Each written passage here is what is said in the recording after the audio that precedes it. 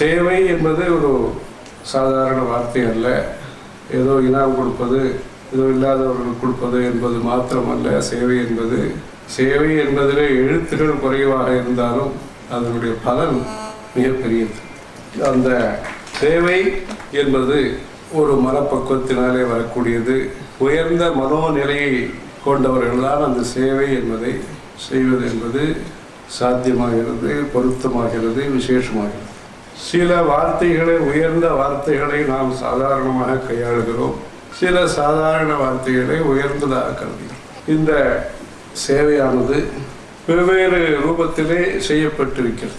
பல்வேறு சமூகத்தை சேர்ந்த 63 நாயன்மார்கள் இந்த உலகத்திற்கு மகத்தான சேவையை செய்திருக்கிறார்.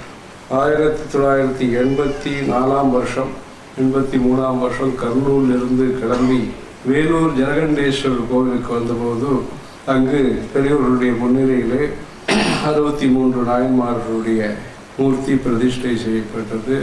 பிரகாரத்தில் ஆழ்வார்களும் மிகப்பெரிய சேவை செய்திருக்கிறார்கள். சேவை என்பது படிப்பை மாத்திரம் வைத்து கணக்கிடக்கூடியதல்ல, கணக்கு செய்யக்கூடியதல்ல. நல்ல உள்ளத்தை கொண்டு, சங்கல்ப சக்தியை கொண்டு இந்த உலகம் இன்புற்று இருக்க வேண்டும் என்கிற ஒரு பரந்த எண்ணத்தை கொண்டு செய்யப்படுவது சேவை. தபஸின் மூலமாக முனிவர்களும் நம்முடைய முன்னோர்களும் இந்த உலகத்திற்கு மிகப்பெரிய சேவையை செய்திருக்கிறார்கள். மிகப்பெரிய கண்டுபிடிப்பை எல்லாம் கொடுத்திருக்கிறார்கள். லௌகீகமான கண்டுபிடிப்புகளும் இந்த பூஜ்யம் போன்ற கணக்கு சம்பந்தப்பட்ட கண்டுபிடிப்புகளையும் கொடுத்திருக்கிறார்கள்.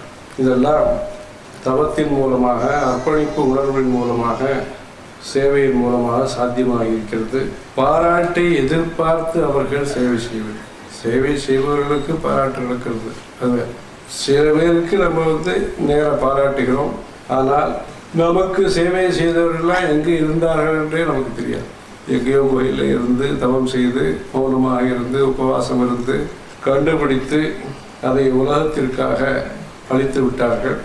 அவர்கள் அளித்ததையும் கூட நாம் காப்பாற்றுவதற்கும் மிகவும் பிரயாசை செய்ய வேண்டியிருக்கிறோம்.